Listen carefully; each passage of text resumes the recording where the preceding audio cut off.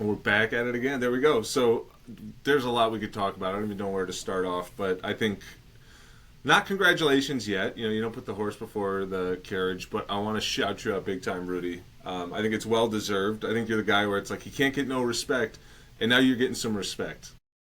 There are five people for Trainer of the Year, five trainers who are up for Trainer of the Year. One of them is none other than our very own Rudy Hernandez. So, Rudy, what are your thoughts on that? Like my wife will tell you that my thoughts are that I'm just happy to be going to New York so I can go and get a good bacon, which is my favorite place to go. I go to New York. I'm not so much. I really don't care so much about the event because at the end of the day, okay, I look at it as my job. My job is boxing. I'm a boxing coach. That's my job. But my reward comes from helping the next guy at the gym go on to live a better life. And we've spoken about this before. I think that for me, that means more than anything else. There's not a trophy that can that will that will be more significant than that person's living a better life today because of the gym. Well, congratulations on your nomination, and all the guys are friends of mine. So whomever wins is very deserving of it. Agreed. Yeah. But besides Inoue's dad, I mean, obviously I haven't met him, but the others I know, all great guys, all friends of the show who I've done interviews with and I've gotten to know, all stand up guys. But of course, I have a special place in my heart for you, Rudy, and to see you hopefully win it. I know you're being humble about it, but I think it's been a long time coming, and I think I'll say one thing on this topic. I've always said, I'm obviously a huge Manny Stewart fan, and the reason why, if anyone asks who is the greatest trainer, I'll say it's him, and people ask why, because he made all of these kids that he only had from one neighborhood from scratch into champions. It wasn't as it now. Eventually, he started having access to many more fighters and helping them, come along. But one thing that you've done that I just think is incredible is both of your top fighters are both who are champions. You got them when they were teenagers. Like, You you look at the raised them. pictures. You raised one of them. You literally raised. We talked about this on the last episode. It's not as if they were sent over from somewhere. You raised these kids. Does that mean something a little bit more when you've brought them up from before they could even drive a car to where they are now? One of my goals as a boxing coach was hoping that I can take a kid from day one from the gym to a world title. I just happened to have La Princesa Olascuaga who from day one started and look at this kid today has like four title defenses. I'm like, who would have ever thought? And I think that's a, that was one of the great accomplishments of work that he was able to be champion of the world. But more importantly, he's in a better place today thanks to the sport. And also, he's living a different life today thanks because of it for the gym. Hmm. Yep. What do you? I mean, obviously, this is a tale as old as time. A kid who's having a hard time or he gets in trouble. We obviously know his whole story, and he moved in with you, and you literally brought him into the gym just to sort of teach him a lesson, but he kept coming back, and look at who he is now. To make, I mean, it's still just a great story, but where do you think I mean, for all the kids like him, and I think about this all the time, who find the gym, find boxing, and suddenly this becomes their path. Why do you think boxing is so effective at that? Because he's not the first story like that. In fact, that's most of them. So why is it that boxing can change a life so much that it can change a trajectory to make someone who may have done something bad or incorrectly now live life much more correctly? Boxing brings discipline and structure. And also, you meet different people. You see different walks of life. And I've never, there's not a fighter that I've never worked with or been around with that I haven't taken somewhere, whether it be to Las Vegas, San Diego, or out of the country, taking them somewhere else, and to let them know that all this is can be reached if you do the right thing. You lead them to a better life, and and today they're better. They're better people thanks to the gym. They came to a boxing gym that helped change their lives. And sometimes the impact, you have no idea the impact that you have on people sometimes. Ben Lira, Ben Lira, I idolize him because I was like, since 1975, I thought he was a great person. And I really liked him. And, because I thought he was a really nice guy. Well, he treated his fighters and the son. Unlike my dad always was really hard on us and always doing, being mean. And because he didn't know any other way. But Ben was calm, balanced.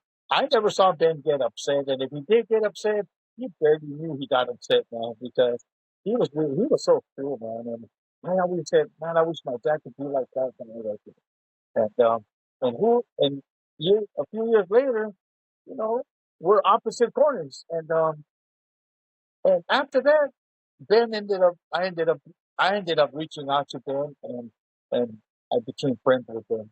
And today, he, he's only a phone call away. If I ever need him, want to talk to him, he's there.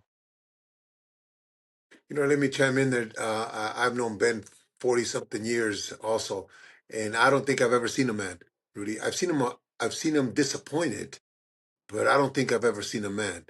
Yeah, But getting back to Rudy having a kid from the beginning, unfortunately, not all kids are going to have the luck of walking into a gym and having a mentor that is disciplined.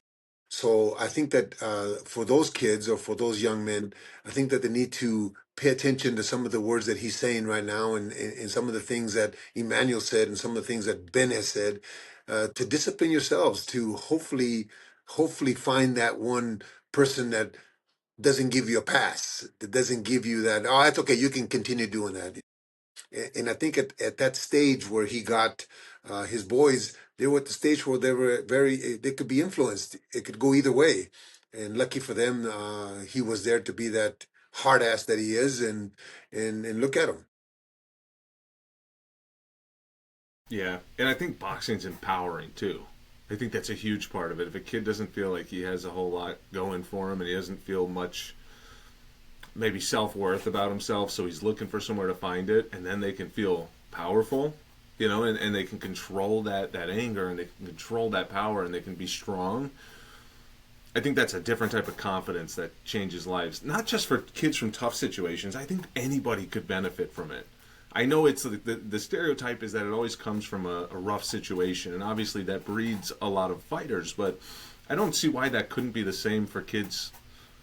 You could be from an upper middle class area in school and all that, and still like really empower yourself by becoming a fighter. Yeah, That's my thoughts.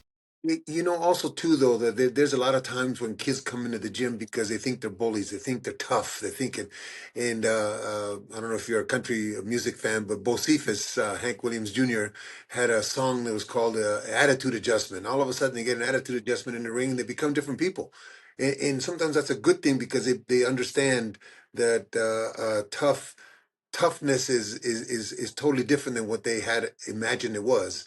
And when you go walk into a boxing gym, not only does it change you physically, but it changes you mentally. It gives you a different perspective on really what toughness is. it shows them, Yeah. it Yeah, shows them respect respect. too. Yeah, absolutely. So they need different people. Wait, that cut out a little bit. Can you repeat that one more time, Rudy? I said it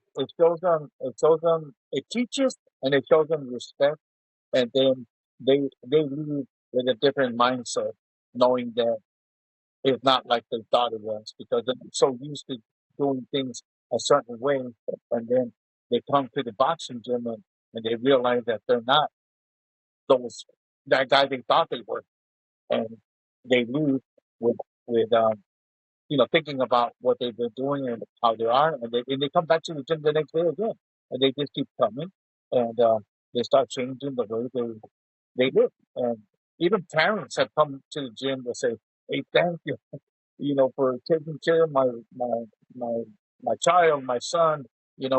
he's changed, and I'm like, well, I don't know what he's changed, but they're saying it. Yeah.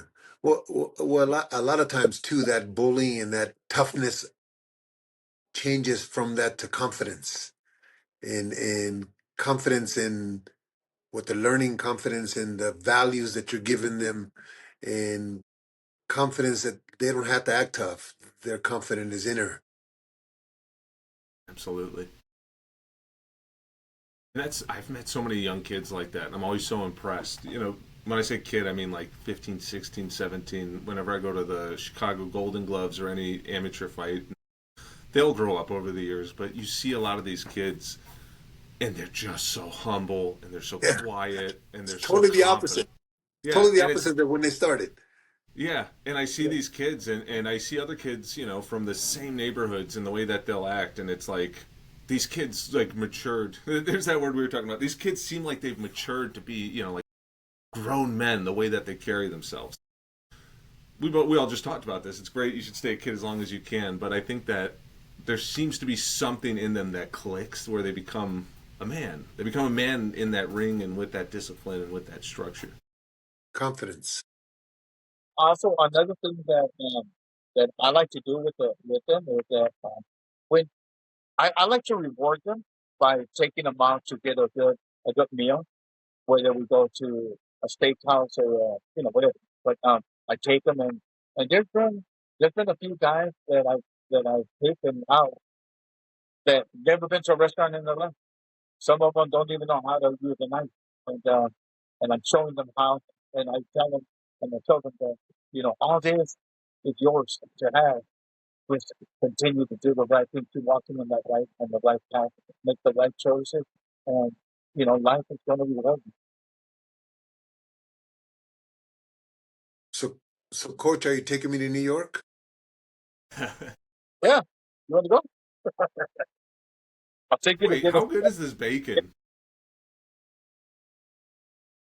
How good could bacon be? I'm kind of like thrown off by this. You're saying it's the best bacon on earth? I love it there, man.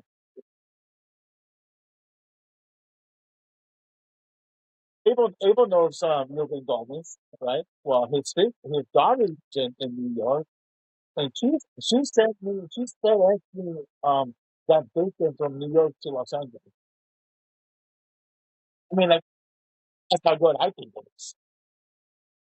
I think just as much as we travel, there's always a spot in a particular town that we go to a lot that we have to go because it makes the trip worthwhile. I mean, yes, we're going to work, and yes, we're going for the fights, and yes, we're going for all that, but that one That one place, place just makes the trip worthwhile. Like you look forward to it. I know where that that's me place is. right there. Rudy's told me it's IHOP. That's where we have breakfast.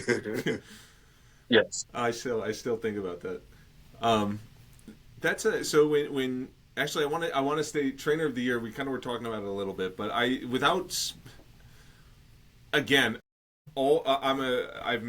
I've gotten to know and had a ton of respect for all of I love the lineup of trainer of the year options that they have. I don't know Inoue's dad, but I'm sure he's just terrific until you fight him. Then he's not.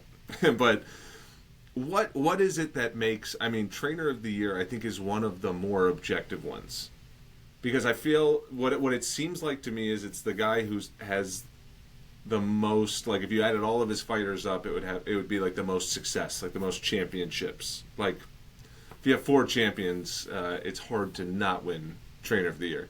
Does that seem like an accurate assessment on my part, or am I missing, like, were there outliers where it wasn't that way? I never put no thought into that. For me, I think that yes, this the success of your fighters, but I think it's the improvement and development of your fighters as for the year. Let's just say they started at a certain level at the beginning of the year, and at the end of the year, they're not only the champions, but they're much better. So I think it's development too. It's not just because unfortunately today we have a lot of fights that are not necessarily the best fights for the fighters, but the fights that are the right for the fighters. but I think development as a coach and as a boxing person, you notice the development from say from one year to another year. So I think that that has to be part of the equation. So I stand a chance. You may stand a chance. Yeah, I think last year a lot of people had said, you were the uncrowned trainer of the year. I don't see why not. Why not? Why not? What's that? I said, who was You were the you? Were. uncrowned trainer of the year. That was a phrase that was thrown around the internet. Okay, well, that was news to me, but that's it. Cool. I think it was your wife that said that on the internet. You got a great supportive wife. Let me ask you guys. I mean, when That's just that'll cheer me on. Yeah, she don't count. let me ask you this: my wife's never watched an episode of this show. She knows I do it. She understands. I'm like, hey, I'm going to be recording on this night. She goes, "That's great." Never watched an episode. Do your wives ever? Do they stop and sort of notice what you're doing and go, "Wow, like Rudy, that's really impressive. You're up for trainer of the year." Like, is that a conversation or is it just Rudy's just plain old Rudy? Oh, uh, that's it. And she won't say, she doesn't say nothing. But more, I think winning would mean more to her and to my son and everybody else than it will to me because I mean, like, because we share us to the sport. They have to share it to the sport, especially on weekends events that we can't attend because of the sport. And so giving any kind of recognition, is pretty much it's more for them than for us. I think that's what do you think, Abel? You're absolutely right. This is more important to our children. Our wives really, our wives think. At least my wife thinks She thinks I'm crazy. Why the hell are you in the gym for 6, 7 hours a day? Why are or you should be relaxing. You should be, and they just don't get it. It's something that we do as a passion, whether we're successful or not. We're going to be doing it whether we're successful or not. It's just something that is very important to do for our satisfaction, at least for me, and for my satisfaction. It doesn't matter if I have a champion or not a champion. I just love doing it, and they think we're nuts. I think my wife thinks I'm nuts. Yeah, I think we have the same mindset. That's funny. Um, so yeah, that's true. Yeah, I mean, you all make. I always look at it, and it's. I suppose that I mean I think of guys in the military. Like my heart goes out to them because they'll have a child be born and not see him for months and months and months.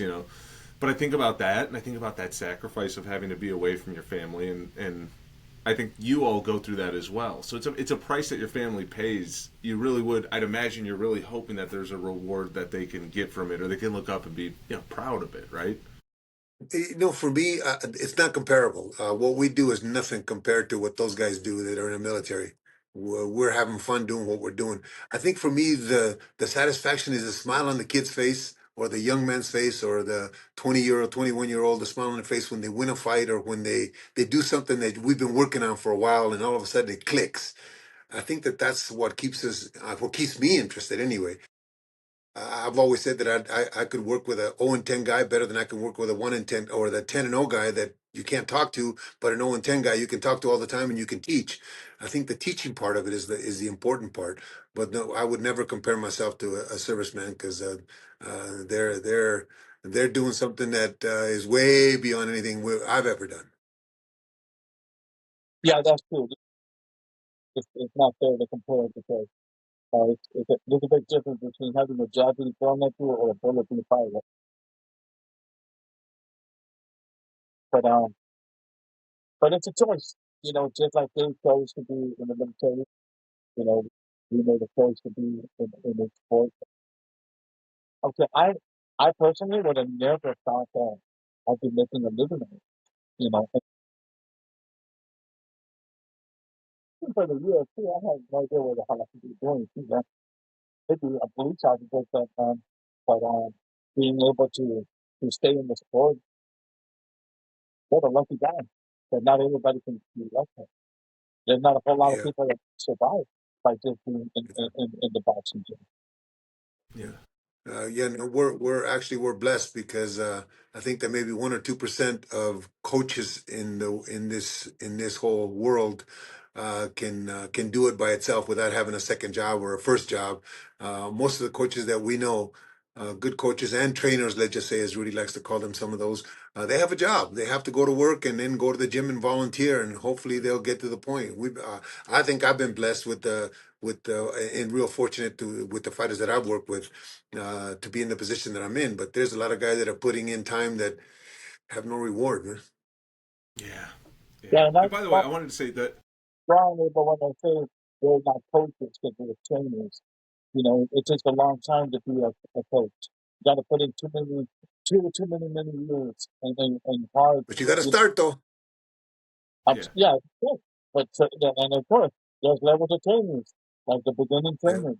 You know? yeah, The guys that go get this, pick this up, but at the end of the day, you got to you Abel, you know what it takes to be a coach. How many years and the sacrifices and everything that you do to get to where you're in. And then not, sorry. No, I was just gonna say. By the way, the military reference. I was thinking of that as like the far end of the spectrum. But of course, I mean, you can't compare anybody to those guys. There's just no way. But I always think of like jobs where you're away. If that's the furthest end of the spectrum of having to be away from your family, and then I move, closer to the middle. You get a guy like me on the other end where I'm home. You know what I mean? I never have to like really travel. I get to be with my family. I don't miss holidays. So I always think of that sacrifice though. Like that's a price that you just got to pay. yeah. Um, There is probably Jesse. There's probably what maybe 15, 20 gyms that I can think of here in Southern California where all those coaches are volunteering, all those coaches are working a regular job and going to the gym, or all those trainers, let's just say, if they're not coaches yet. As in Ben Lera has probably 60, 70 kids in his gym that come 5 days a week, 6 days a week. And yes, he's got other coaches in it, but still, it's a responsibility that you're really not getting nothing out of other than just hopefully molding the next generation, you know? totally agree. And those are you do get something out of it. Those guys, those 60 kids that are in that gym, they're not outside doing some dumbass shit, because they're at the gym. They're getting a, they're getting a thing or two. So yeah, no, that's place to be is in the gym. And like I've yeah, always said, I do believe this, that, you want to go to God's second house, go to the boxing gym. We spoke about that before. Yeah. You want to go to God's second house, go to the boxing gym. Right, right. totally agree. By the way, those guys deserve a ton of. I Rudy, you'll always say that they're trainers and then they're coaches, but I think whatever you call them, the guys who, because even in Chicago, it's very very much set up in a way where you have the rec centers, you have the trainers who work exclusively with kids, and knowing that there's no future. And if these kids get good enough, they'll go to Sam Colonna or one of the more established trainers in Chicago, and they keep coming back just out of probably love for the sport, but also love for these kids. These are great people doing it for like you both said, there isn't a reward as far as like fiscally or as far as like great success, but there's a reward just for being able to do that, and a lot of guys are doing it just for that reason. So like I think they deserve a ton of respect just for that. Those are the guys who are like they're doing God's work. It's beautiful. We all started there. Absolutely.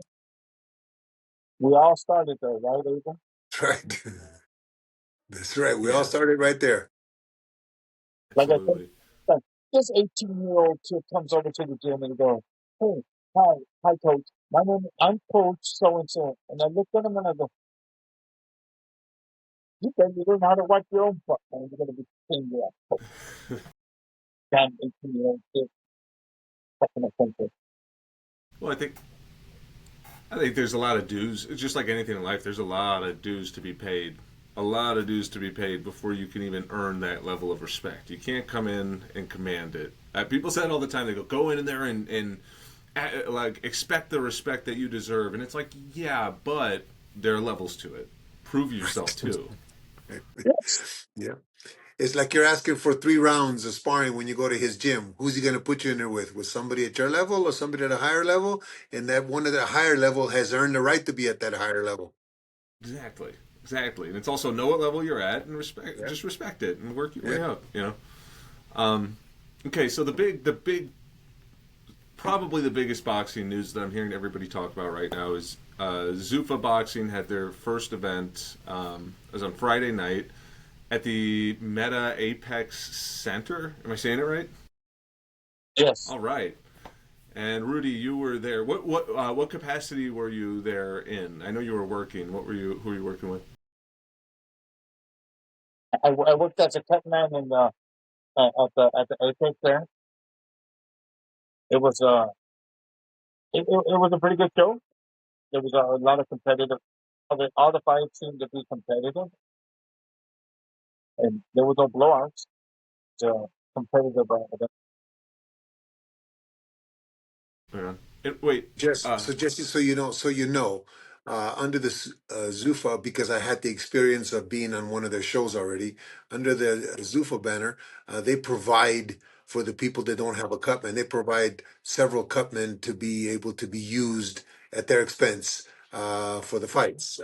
I particularly I work my own cut, so I didn't need to use one of those guys, but they provide them just like they do with the UFC fights, and which is a great thing. Which is because a lot of guys, a lot of coaches, unfortunately, a lot of trainers and coaches really don't know how to do. That in the corner, so it's great that they provide a professional to be in the corner with you to help you. So it's the same structure and agreement that you would do for a UFC fight, Rudy, right? Yes. And we, Okay. I even wrapped a couple of fighters' hands. So I thought it was a great. I thought it was a great event. Yeah. Real quick, Abel, can you hear Rudy well enough right now? He's just He's cutting out. he Rudy cuts out a little bit, but I get the gist of what he's saying, so that's why I'm trying to back up what he's saying or kind of put a little input into what he's saying. But yeah, you're able to not only you work the cuts, but you're also they're available to wrap your hands because a lot of coaches really haven't learned or are not efficient enough to wrap hands. So because they do that with the UFC guys, they're very proficient at it. So yeah, they're made available to the coaches that need them, which is beneficial to the fighter, obviously. Absolutely. Well, and it's also compared to a boxing card where you either can bring your own cut man or if you don't, it's like too bad, so sad. You get a cut. Good luck. Clean it up. Yeah, Because I've well, seen plenty of 4 round fighters without cutmen. 6 round fighters without cutmen. yeah. I imagine that's a huge asset. So. Yeah, but in our boxing matches, there's always several guys that are there for that reason that come to the fights. They're not provided by the promoter. The fighters will hire them to work cuts and to work and to wrap their hands. Or in this case, with the Zuffa, they provide 3 or 4 guys to be able um, to assist you if you need them. There's no charge. They assist you and you get the professional part of it instead of hiring somebody that maybe that just shows up to the shows that says he's a cut man or wraps hands. These guys do it all the time, so they're very proficient at it. I'm kind of 50-50. I'm still in the middle. And the nice thing about this is I'm not where other guys have an obligation to speak on behalf of if you're working for Zuffa, if you're working for Ring, or if you work for if you're with the WBC, everyone's got to take their own stance. They just have to protect their side of it. I don't. I can watch it objectively and say do I like this? Do I think this is good for boxing? Is it good for me as a boxing fan? Thinking very selfishly. Well, Um, why can't it be just seen like this? Hey, you have another promoter promoting boxing, and the fact is that all the others are no longer promoting like they used to, and so now we have a new boxing promoter, and I'm happy to be uh, to be well, not just be working for them, but also that we do have another promoter promoting, and it benefits boxing because there's not a whole lot of promoting anymore. Yeah, yeah. I'm not employed by Zuffa. I've had the opportunity to do one fight. Two of my guys fight on the Canelo card, so I was under their banner or under that the show's uh, uh, structure, I guess you could say that. But I'm one is like Rudy just said, it's another promoter. As long as we understand that it's going to be growing pains at the beginning, we as fans are going to be growing pains at the beginning. Just like when PBC first came in, when Al first came in, everybody was against Al. Everybody was bad mouthing Al, and then Al became a good thing for boxing for that period of time. But even way before that, when the WBO came into effect, the IBF, the WBC, and WBA were like, you know, we don't need another organization. And they became, so the growing pains they went through to become legitimate, supposedly legitimate in the four organizations. I think it's the same thing with this new promoter that's coming into the fray. I just don't think that things are going to happen as people think as fast as they want them to, because there's a lot of other entities involved, and there's a lot of money involved in the other entities, and a lot of the fighters want to say unify, like Opatea was talking about unifying. So I think it's going to take a little bit for it to, if it's going to take over, for it to take over completely. If it's going to happen, it's going to take a little while, in my opinion. It's a Also, good point. Yeah, I think there's yeah, I don't know what these guys got paid, but I heard that they were very reasonable. They got paid pretty good money. They didn't get like they didn't get a whole bunch of money, but they got like really good money. They got paid pretty good.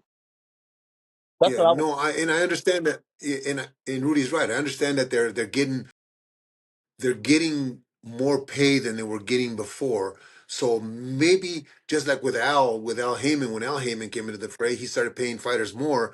I think that maybe this is beneficial for the fighters, so that maybe it does bring up the minimum wage up to a more of a better wage for the fighters. So maybe change is good if it's not rushed onto you. Change is good to make people see a difference. In other words, maybe it was a little monopolized with the four organizations before. I do believe that I want my guys to fight for the four belts. That's my opinion. But it is a good thing that they are trying to make it equitable for the fighters, and that's what's important. It's got to be about the fighters. It can't be about the promoters, the managers. It's got to be about the fighters. And if they're going to help, I think that's a good thing. Also,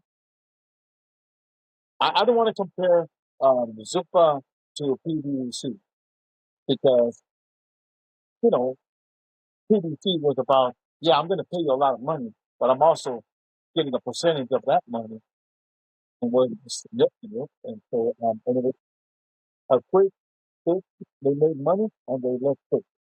What? Well, how long did they last? 2 years? Maybe three, if that. Yeah, yeah. But Zuffa is in it for the money. And they'll be around for a while. Yeah, well, no, I'm not comparing. I'm not comparing. I'm just saying that when somebody new comes into the fray, or let's just say a new coach has got a new style of training fighters, you kind of like it's a bad thing, right? It's a new concept, a new promoter, and anything that's new, people are gonna, the establishment. Let's put it. That's a good word for me to use. The establishment is gonna be against it. It's going to take a little while for them to understand that it's not a bad thing. It's a good thing to have competition. Yeah, good well. point. Do you ever think about you ever think about like as you're all saying this, I just thought about in professional wrestling. You guys might laugh at this, but like before Vince McMahon, it was all very much regional. They all had their territories. You didn't step on this guy's foot, or if you did, it was like a very big deal. And then Vince McMahon came in and he's like, I'm just going to try to rewrite this whole thing. And it was heavily frowned upon because he was violating all the rules of wrestling and essentially saying, like, no, I'm going to take every fighter I can and I'm going to go on the road. We're going to fight everywhere. We're going to go into your territory or you're doing your own stuff. And eventually he monopolized it and took over. And even more exciting, then other guys did the same thing he did, and then there was competition on that level. And I wonder if it's one of those things that could potentially be scary, to the way that things have always been, but it could make for just an incredible product. No, I don't have, yeah, absolutely.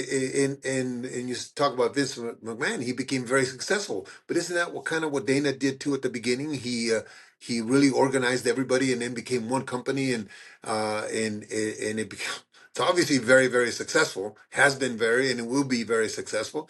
Now, how long it will take for the rest of the boxing world to get in line or to toe the line, I don't know. And if it will or if it not. But uh, anything that's new like that is always going to be frowned upon. But anything that's new that's beneficial to the athlete, I think it's a good thing. I totally agree. I totally agree. And what I will say too, and this was a funny moment. I was taking my daughter to the batting cages. She's getting ready for softball, and they have this indoor batting cage, and they had the UFC fights on Paramount, the undercards. And I was watching. I think it was Nurmagomedov. I might be saying his name wrong, but he was like number two in his weight class, fighting the guy who was number six. A guy was standing next to me, and I go, "Hey, are those their rankings next to their name?" And he goes, "Yeah." I go, "So that guy's number two in like the lightweight or whatever it is." And he goes, "Yeah." And I go, "How often do they match him up like that?" He goes, "That's UFC." And that's what Rudy says all the time. Like, they're matching them up very competitively. You're constantly fighting up the ranks, or if you lose, then you get bumped a few. But they control every fighter and who they have to fight. So therefore, you're constantly getting like the most reasonable next fight for a guy. And you're getting the most competitive fights for a guy. And the funny thing is, he goes, "It sucks that boxing's not." I didn't say anything to him about it, but he goes, "It sucks boxing's not like that." He goes, "They just have anybody fighting anybody." And I kind of listened to that, and I thought, like, just a regular guy, you know what I mean? But what he's saying is resonating. I think a lot of people are looking at it just like that. I really do. Yeah. Um, okay, we had boxing on Friday, and then we had the UFC event on Saturday, and the excitement, I mean, was just ridiculously different. On Saturday, an amazing card, man. The first fight on the card was a great fight. The second fight on the card, great fight. The third fight on the card, great fight. We had four straight fights. I think there were 12 fights on the card, and the first four were already great fights. And you had to have seen the Yeah. show, and you know what I'm talking about. Yeah, I'm not much of a UFC fan, to be honest. I didn't see the fights, and I don't know much about them. The only person I know is Rudy, but I think that um, the personality part of it I would miss because there's very few personalities that people really know in the UFC. Where in boxing there's a thousand different. Yeah, they may be weirdos, but they are personalities. They seem to be on. Let's just take the young man that's on the run right now, supposedly.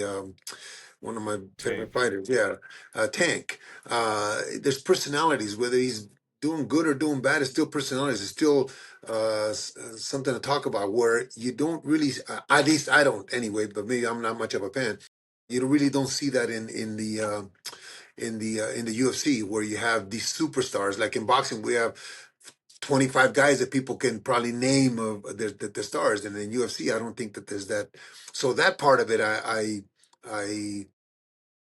I would say is going to be missing if it's run like the UFC. That's my opinion. Well, let me tell you something about the UFC, man. There are events that are sold out like 5-10 minutes when the tickets go on sale. It's a sold out arena, and the people that get involved that have been watching this will tell you it's what boxing used to be like when Don King, put on those cards. I told you this So before. true. You Yeah. you So tune in so true. and people tune in Yeah. to watch the UFC because they put on a great event, and it's a great show. It's not one fighter; it's the whole time. And Yeah. But Rudy, that's so true because I think that in the last, I want to say 15, 20 years, the promoters have alienated each other and alienated fans and have not made the right fights, have not made the fights that needed to be made, and I think it's hurt our sport. I think it's hurt boxing, and we don't have.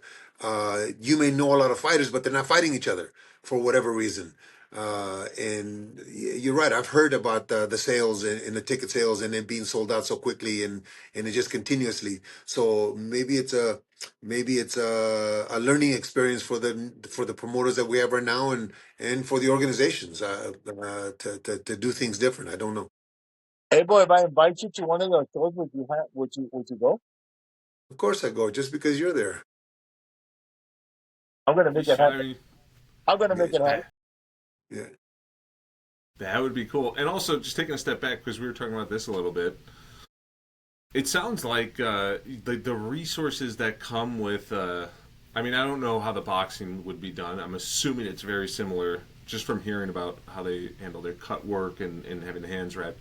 I'd imagine all the resources that UFC has are available to all fighters who are going to fight with Zuffa. And from what you all are telling me, it sounds like they have an incredible campus with a lot of resources that fighters can use. Like, does that seem like that's something the boxers will be able to use as well? Yes, Well, for me, yes, but for me, I've always been one that I'm on top of everything. In other words, I get my shorts ordered, I get their boots, I get their gloves. I'm on top of everything. I don't have no assistants in my gym, so I do everything for my fighters. The nutrition part of it, the losing weight part of it. I remember when I went to the Canelo fight, we went through 5 or 6 different stations where we went through publicity, went through where they were telling us what every department was doing.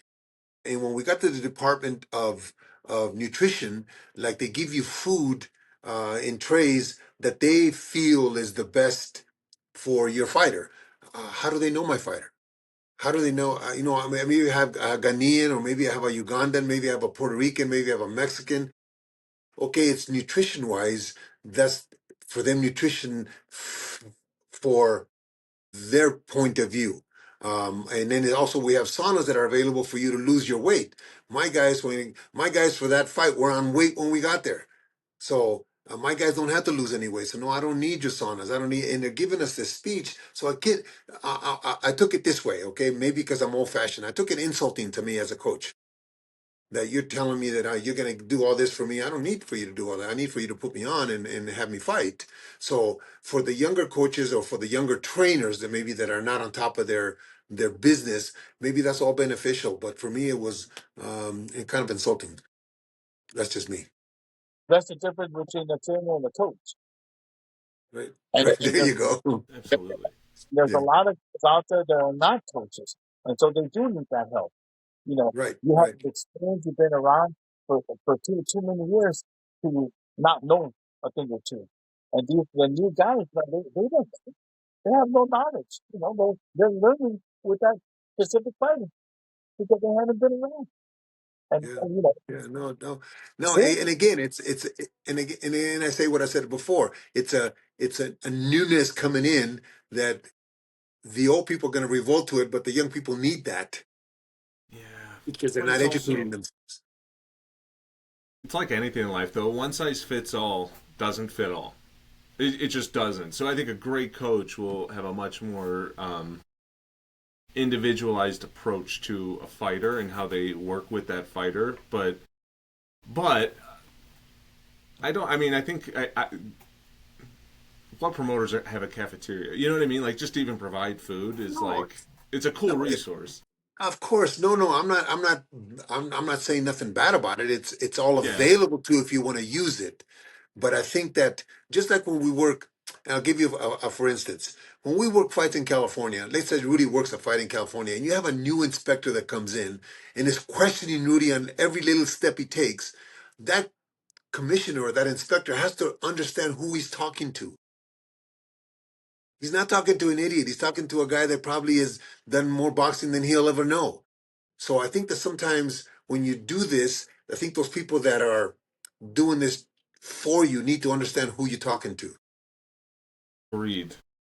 well, That makes a lot of sense. Say it again.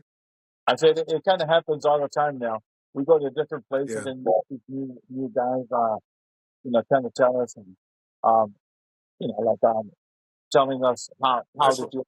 Oh, can you show me how to do it? Well, you know how to do it. I go, well, then stop interrupting.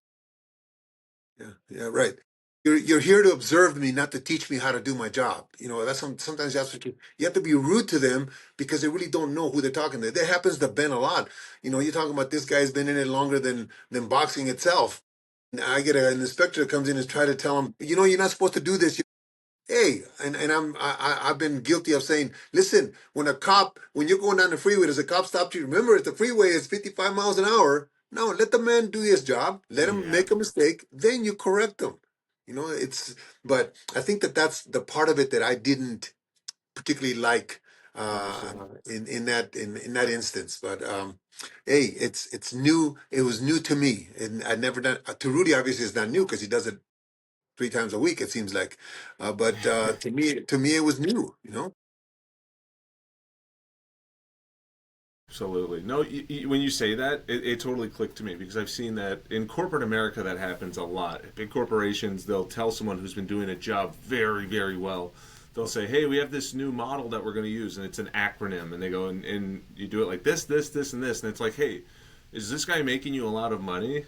And is he performing the job well without error? It's like, don't teach him a new acronym. Let him show you how it's done, Leave him even if alone. it's not the same as everyone else, because you're trying to get it to the middle of what is successful for everyone, but there are outliers in every direction. So allow people to work with what makes them successful.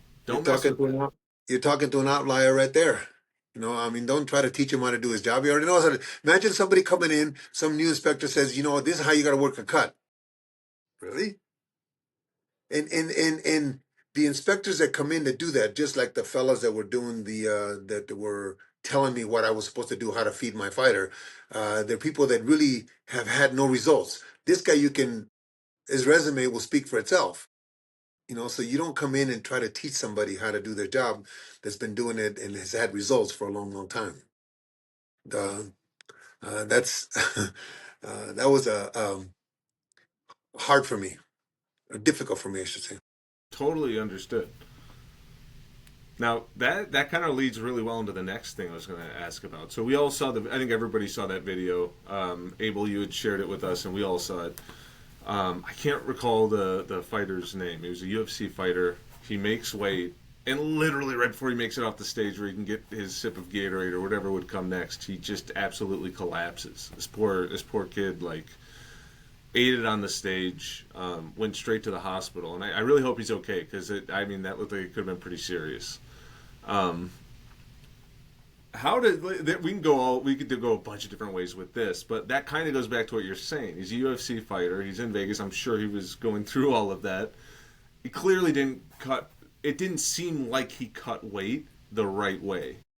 Do you think that has anything to do with sort of following that standard procedure and not doing it correctly?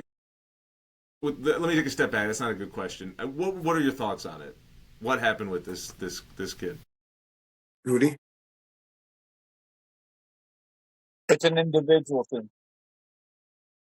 I think that a lot, there's it's kind of like those who could take like a really ass whooping, a really beating, like let's say Arturo Gotti, right? Not everybody can be Arturo Gotti.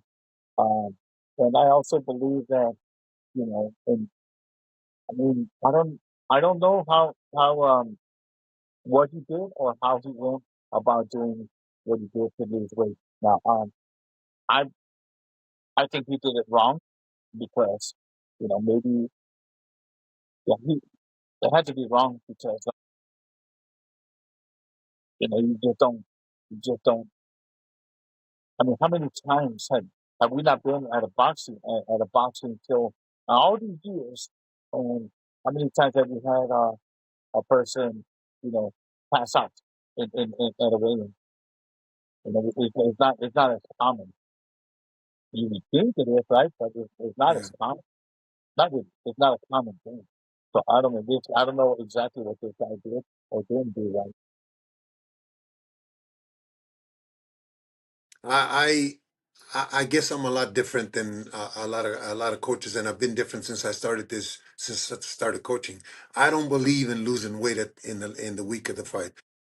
You hear a lot of nutritionists, you hear a lot of people say, and trainers say, well, no, it's water weight.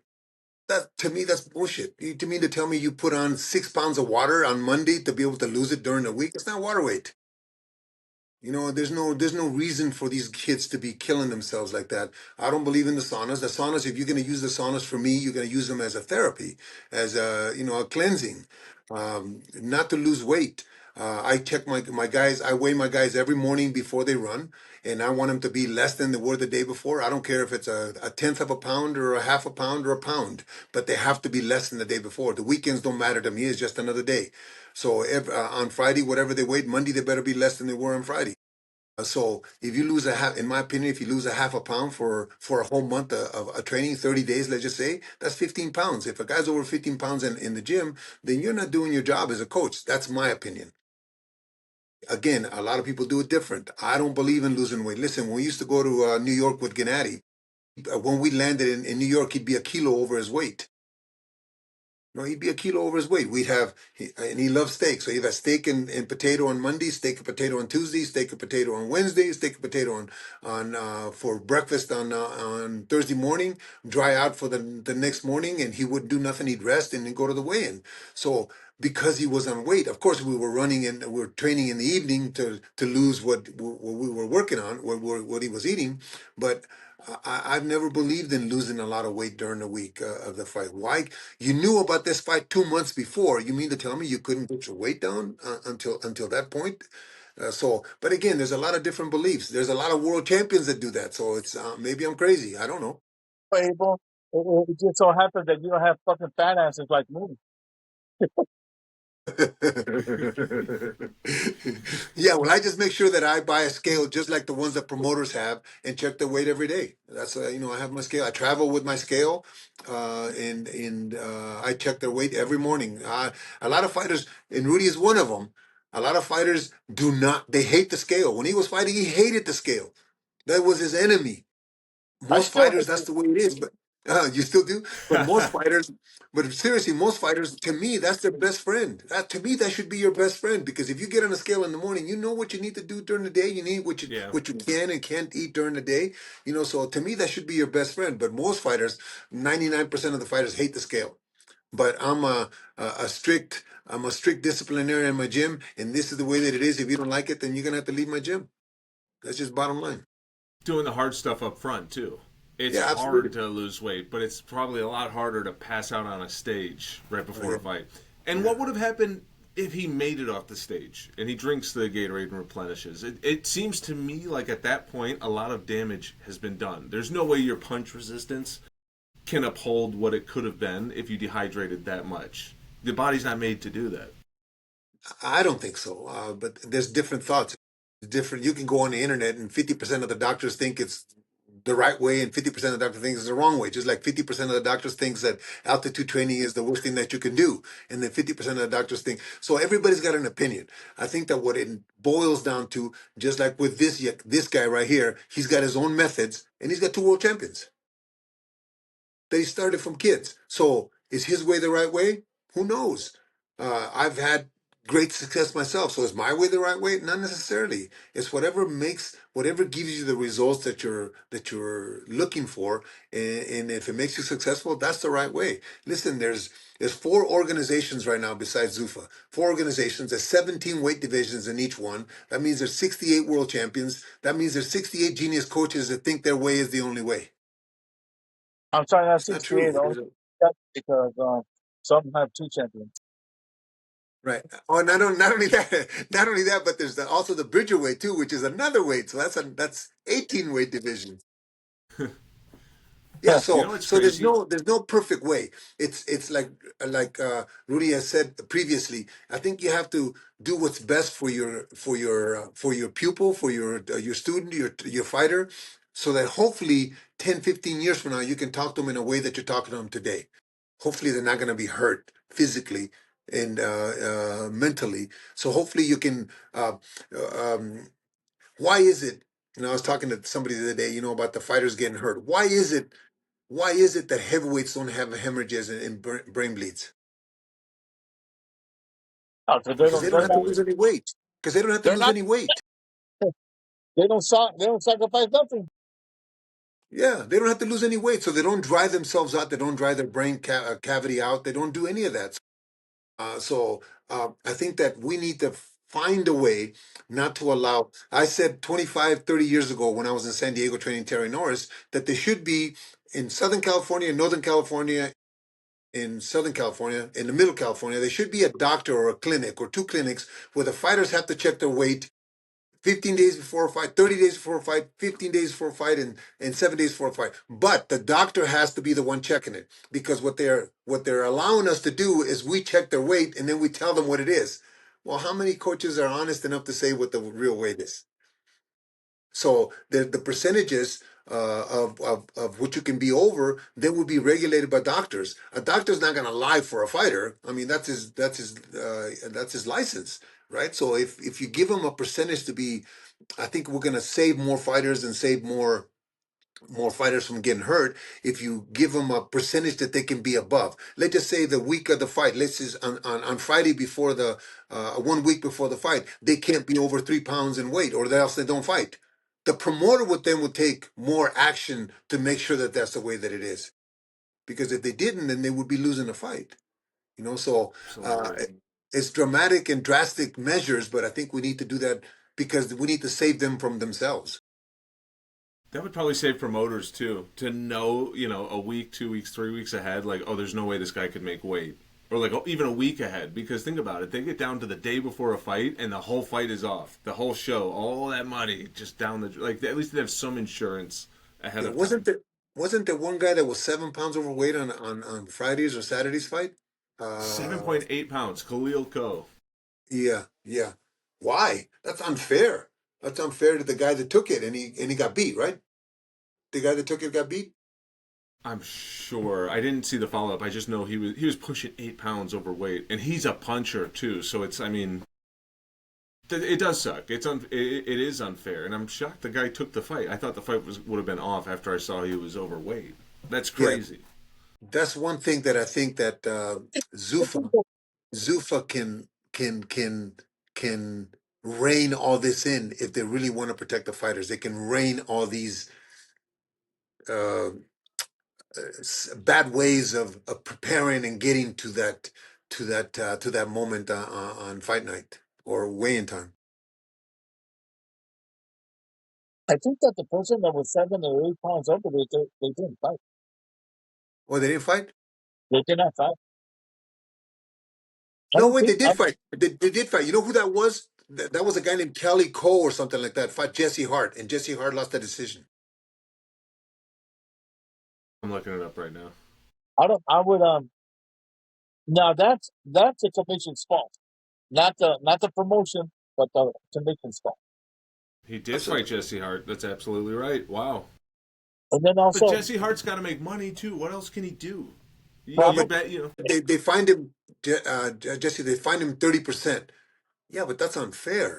I mean, forget the 30% that they gave to Jesse. That's unfair that he has to spot that much weight when he killed himself or he did whatever it was to make weight. I blame the commission for that. That The responsibility. commission? I blame the commission. The commission should be responsible for that.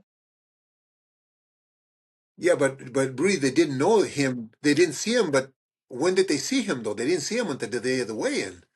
No, but I'm That's what I'm saying, talking about. That they should have doctors that are checking their weight. but what I'm saying is that why would the commission even accept that fight? The commission should have canceled that fight right away. Absolutely, absolutely. You're not there. You're right. There, you're That's what absolutely right. to do that. That's a fix right there. But Yeah. okay, but listen. What if that fight makes the required rounds for the show? I'm not talking about that particular show, but any show because the commissions have a required number of rounds per show.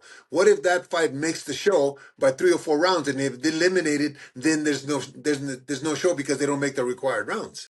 Okay, so now also we don't know what kind of negotiations went on the backside. Now it could be that he would only be allowed to gain no more than 1 or 2 pounds the next day, and they had another weigh in, and the guy who made the weight, he can come up with as many pounds as he wants. But the guy that did make weight, he had to weigh in the day of the fight, and he couldn't be more than 1 or 2 pounds heavier. And so You mean like the IBF has that 10-pound rule? Yeah. yes, yes. So maybe that happened, and like like and again, and Yeah, but but if he again, was 7 pounds over and he Yeah. gains 2 more pounds, that's still 9 pounds. yeah. But the other guy is weighing about 12, 13 pounds over. The next Yeah, day, how people can weight stuff. Maybe, But yeah. I mean, he must have. I mean, assuming he had to cut weight to get down to that, yeah, what are the odds he can keep it under 10 pounds by the next day, though? I mean, how much did he cut to get down to that? To be that much? He was almost 8 pounds over, by the way. It was 7.8 pounds. So wow, like, yeah, that's a lot. but I feel bad for Jesse Hart because what is he supposed to do? Say no, I'm not doing this. Like he hasn't fought in over a year, So like to him, I'm sure he's doing this because there's a good payday and he's a fighter. But like all that money that he had to work for and go through a whole training camp and sacrifice for, he's just supposed to walk away from it. Right. So that's why I'm saying there's got to be something that's taken care of way before that Yeah, weigh-in date. And the commissions are charging the promoters $1 a ticket or $2 a ticket for all the tickets going, and they're actually paying a fee for the show and all that. So there's got to be a way to, and the state could do it too, to protect the young man that's in the ring, to have those doctors in all regions that we can go to, or that a fighter can go to, and a coach and a manager has to make it a point to go to have it checked. So if the doctor does it, then it won't be cheating, because I think the doctor will be honest about the form that he's filling out to send to the commission. So I think that if I think the guy's name was Kelly Cole, right? If he had to be 4 pounds above weight a week before, if he was 8 pounds over on weigh-in day, how much was he a week before? yeah, Right? So, so that's my point. I think that it should be to protect these kids. I think that they should be checking them more often, and not allowing the the family, which would be the coaches, to be doing that job. Because listen, we want the fight too. It's our yeah. bread and butter too. You know. if it was to me, I had to weigh in the day of, Well, not a there you day. go. There's another thing too. There, that's another way to do it too. But again, Calico would still be overweight. Yeah. Couldn't be fighting, Yeah. and that Yeah, was just. That's I agree. And I agree with you. They should have just canceled it. he should be suspended for a year Yeah, because that's another that's that's another solution right there. Absolutely. So now the coaches. Now, if that's the case, if they're going to be suspended, the coach, I think, and the manager would be paying more attention to the consequences. well, you know how fighters are able. Yeah, They no, of go course, of this course. is it, like yeah, that I'm not talking about the ones that big there, but these other fucking knuckleheads everywhere else in this world, they're they just they don't understand the consequences. They go Yeah, and they get weight, they get big and stuff, and they're not,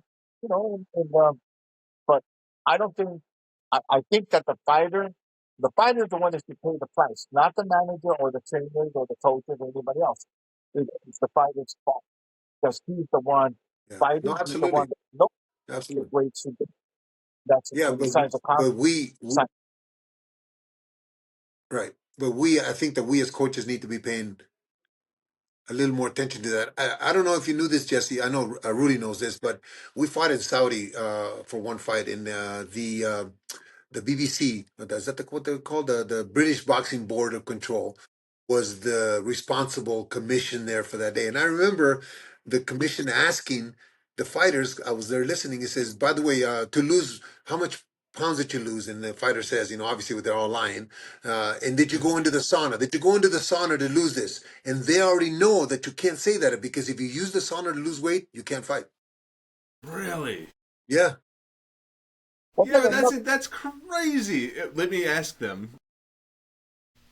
Oh my gosh, that's like a cop pulling you over and being like, "Do you know how fast you're going?" It's like Yeah. 40, If you use 45. the It's like okay, you're good.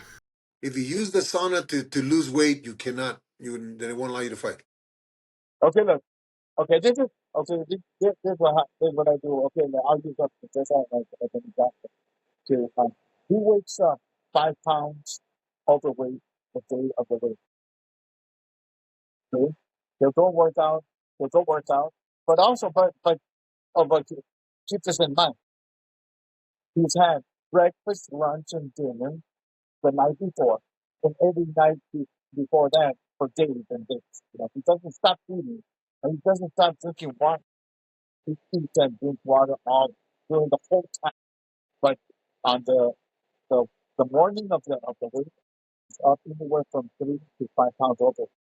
And so we work out. He just goes and shadow boxing, works out just a little bit. Then I put him in the sauna. And when I go and put him in the sauna, he goes into the sauna, kind of works out, and then shadow boxes a little bit. And between 20 and 30 minutes, he's done. He's already made it. But again, we have breakfast, lunch, and dinner. And we also have breakfast the day of the wedding. Before the sauna, we have breakfast on it.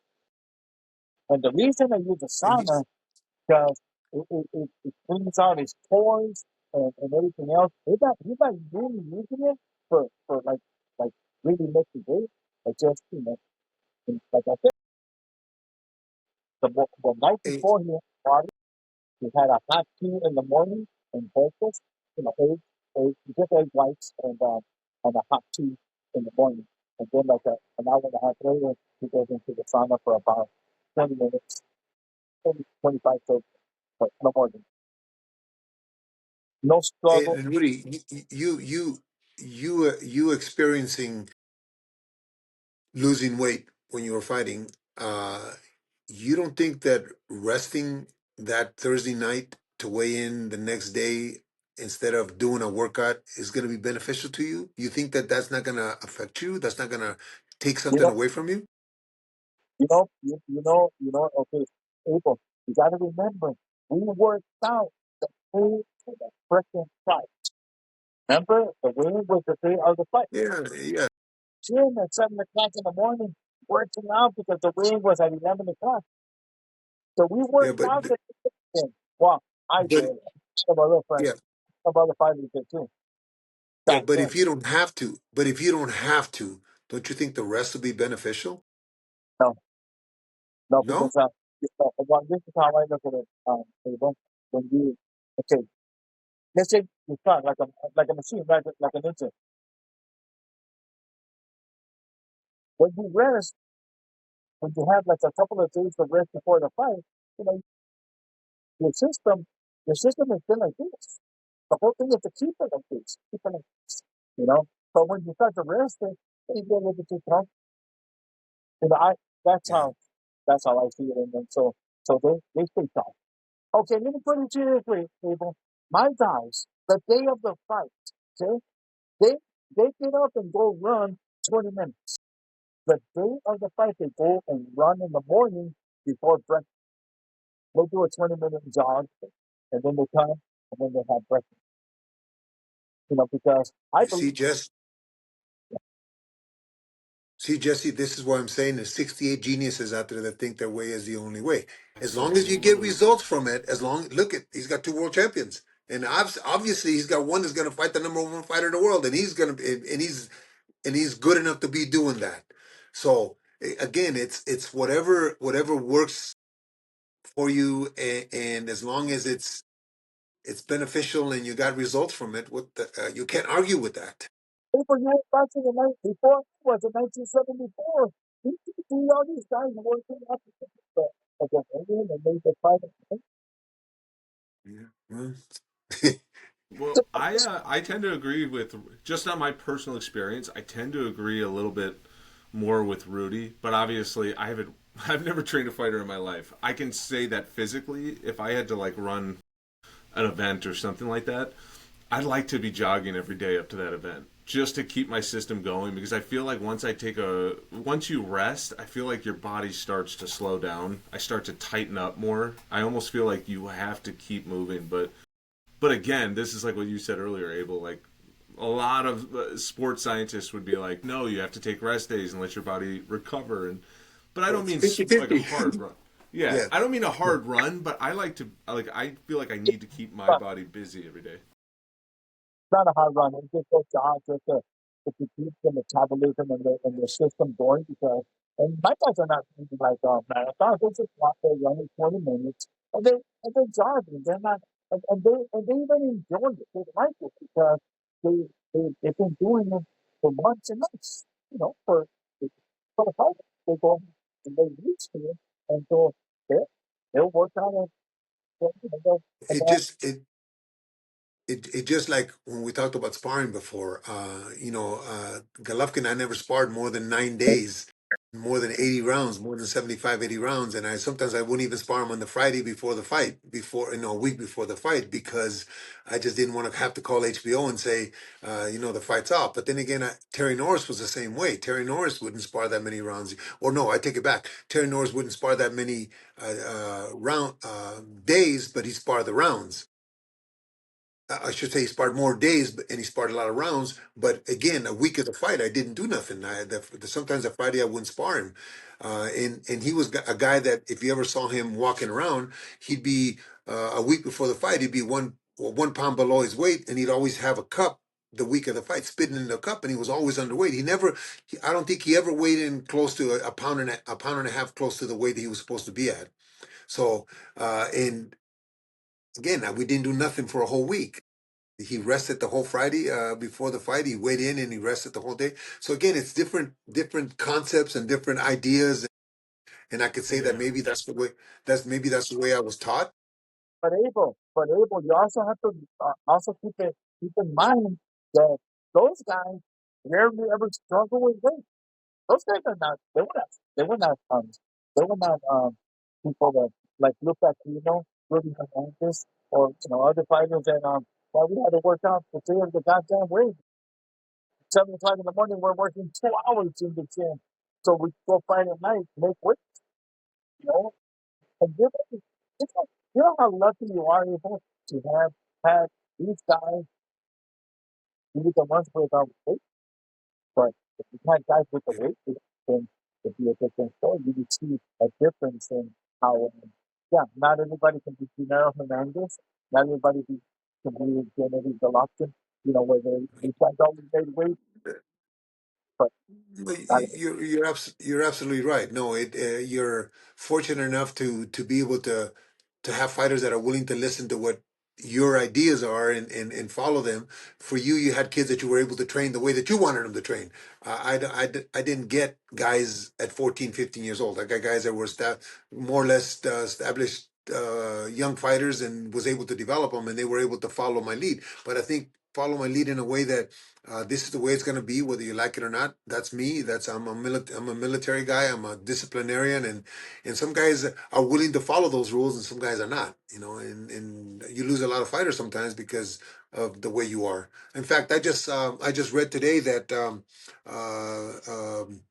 Daniel Dubois decided not to train with Sims and is going back to Don Charles.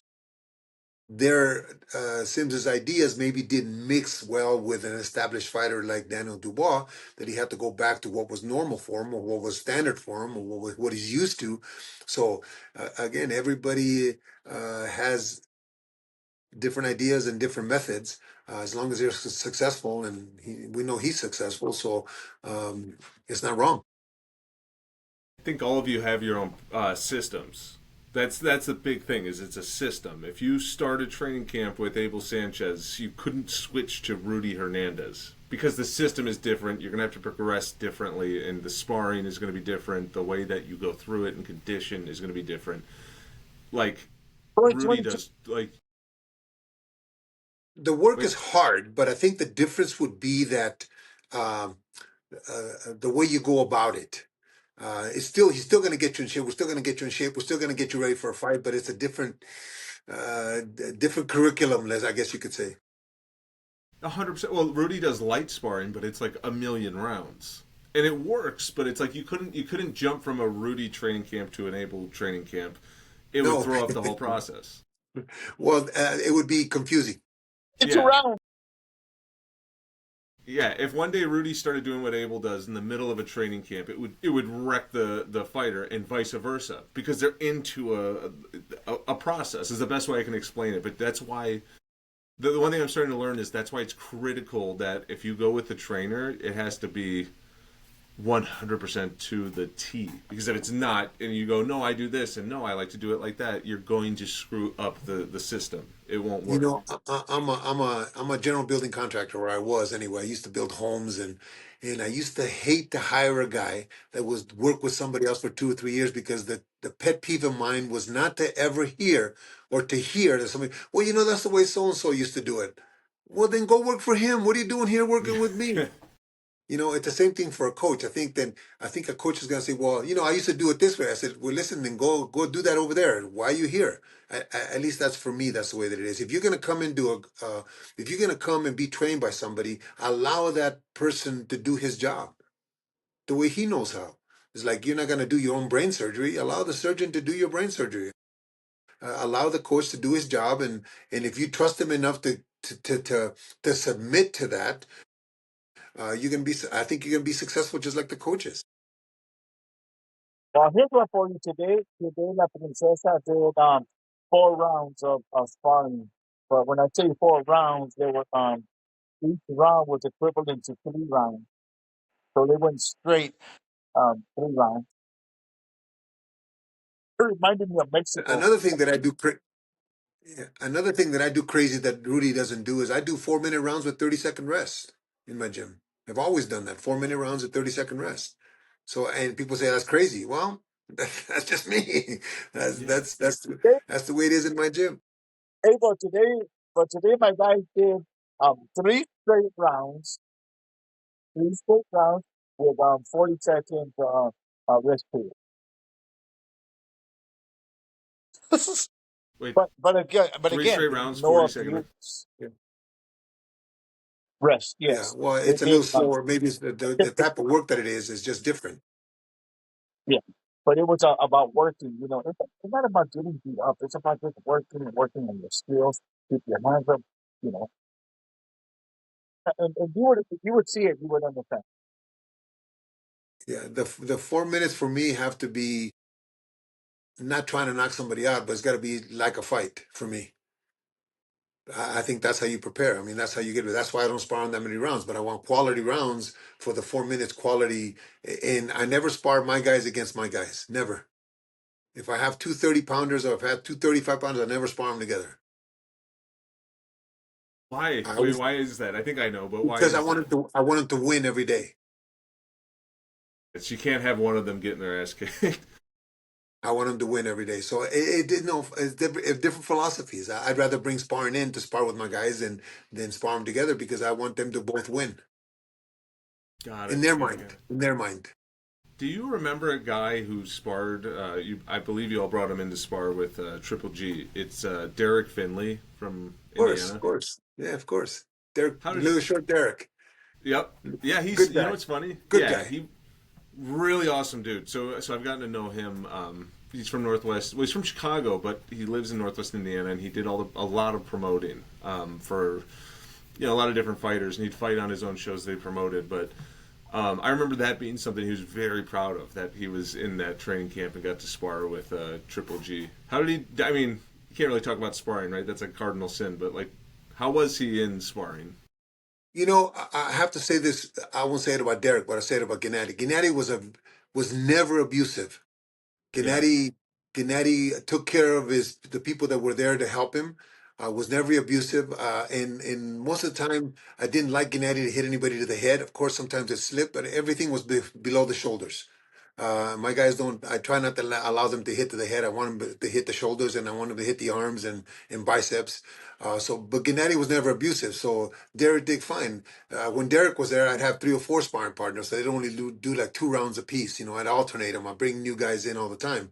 So the Ennis brothers could have been there at the time that Derek was there. Farah and what's the other young man's name? Boo Ennis, I think, or Boo. Not Boots. not. Not Boots, the other brother. He's got two other brothers that fought. Faraz, the bigger one, and he's got a middleweight or a super middleweight. They used to both be in camp. So Derek may have been there at that time, but like I said, I rotated them 2 or 3 rounds at the 3 rounds at the most, so that they wouldn't be tired. So they come back in fresh. But Gennady was never abusive, man. When Gennady allowed them to work, and if he was able to hurt them, he would back off, and he knew that when he hurt them. So Derek was fine. He did well. Wait, how do you? That's crazy. So when he's sparring, he would never throw a headshot. I would ask him not to throw headshots. Yes, How all of my does that? guys, all of my guys. I feel Right. like In that would fact, in be. fact, I'm going to tell you a story. In fact, Rudy knows that because I took a guy down to spar with one of his fighters down to Santa Monica, and I just wanted him to hit the shoulders, and Rudy got mad at me. Remember that, Rudy? Yes. Murat Gassiev sparring with. And he got busted the damn arms. You're hurting them. Yeah, I didn't. You The guy that tripled them. just won he just won the heavyweight title, knocked out Kubrat Pulev in the fifth or sixth round. His name is Murat Gassiev. Yeah. Okay, I started him when he was 19 years old. Like a little 192 pounder, and he became cruiserweight champion. But anyway, I took him down to spar with one of the fighters Rudy had, an older guy. Granted, he was an older guy getting ready for a fight, so the sparring has to be a little bit different. And I asked my guy not to hit him in the head, to hit him on the shoulders or on the arms. And I remember, I think we sparred on a Wednesday and on a Friday, and then Sunday, I called Rudy and I says, "You still want me to come down?" and he says to me, "Yes, MFer, but your guy better not be hit my guy in the arms. So I don't give a shit where you're coming from. I'll stop the sparring." He got upset at me. But I had a young guy against an older guy, veteran, that was abusing his arms. And yes, he was hitting him hard on the arms, but I didn't want him to hit him to the head. But it was a younger guy, real with a lot of piss and vinegar, that was just wanted to spar. Just wanted to spar hard. So So he can't hold yeah, his arms up anymore. yeah, no, he was. But Jesse, the part that okay now, okay, this is what happened. He hurt his goddamn arm. He can't pick up his arms. So yeah, you're Yeah. fucking up him. You're hurting him. You're crippling him. He can't fight. Jeez Louise. You know what I'm saying? That's like yeah. So what favor did you do? Yeah. Yeah, you kicked the guy from the goddamn thing and crippled him. He couldn't fight. So you see Canelo doing that. He spent 3 or 4 fights in my gym, and he saw Gennady doing that. So you see Canelo doing that. So that's part of. If Yeah, only That's he Canelo right. was only 20 years old, so he spent 3 or 4 training camps with us. So of course, a lot of the things, of course, nobody's going to admit it, but a lot of things that he took from there were things that they do now. And listen, I think it's efficient. I think that my guys get to throw as hard as they can, and without in fear of not hurting anybody. That way we get more rounds. I heard him anybody. Absolutely. I heard him anybody. You're full of shit, Abel. Not hurting him. Well, let me say this: not hurting him is bad to the body than it is to the head. By crippling him. He can't fight. You can't touch his butt. You Yeah. hear that What is smoking that? on her. Jeez. He crippled him. What was that guy that fought Canelo, and after the fight his arms had like welts on them? Callum Smith. Smith. Okay, yeah. Was that his name? Callum Smith, right? At Something like 168. that, yeah. Yeah, English kid. Yeah. No, Yeah. that was Canelo's thing for a while too, is that he would just pound guys' arms. Like that had been talked about since, like you're saying, You like can't since he was in his you early can't 20s. miss. You can't miss. You That's can't John. miss the arms. They're there. Just throw it as hard as you can to hit the bag. So anyway, yeah, everybody's different. I like hard sparring. Rudy likes light sparring. He's got two current world champions that are badasses. So who's right? Nobody knows. You ain't fucking hurting them to the arms. All right, we're coming to the time. Ready to end this show. I'll give the floor to each of you. Anything you want to say? Things coming up. Anything you want to talk about? Rudy, I'll go to you first.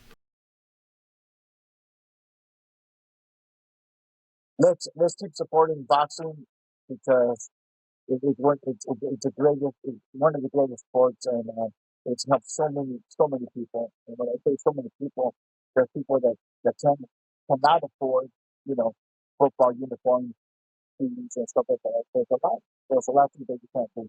that boxing continues to be like a part of our sport, but it also gives a lot of people great lifestyle. It's supporting the sport. Right on. A couple, three things for me. One, hopefully, Zuffa and the boxing establishment can work together and make it better for all of us and better for the fighters. Second, I think that something has to be done about the weight issues. Like that kid fainting was kind of hard on me. I didn't like to see that. And third, give me at least a week notice on that trip that you're going to take me on, Rudy. I So love that it. way I can plan. Yeah. That's gonna be. You guys better do that. That'll be awesome. I'll watch I would that love to. if I would you're love to do that. I would love to see it. So, awesome. Abel, if Awesome. Awesome. Friday now, or you'd like to come to time with us? I would. I would love to go. Yes, if I'm not doing, it, I would love to go. Okay, Yeah. on the list. You're on the list. Okay. May We'll talk.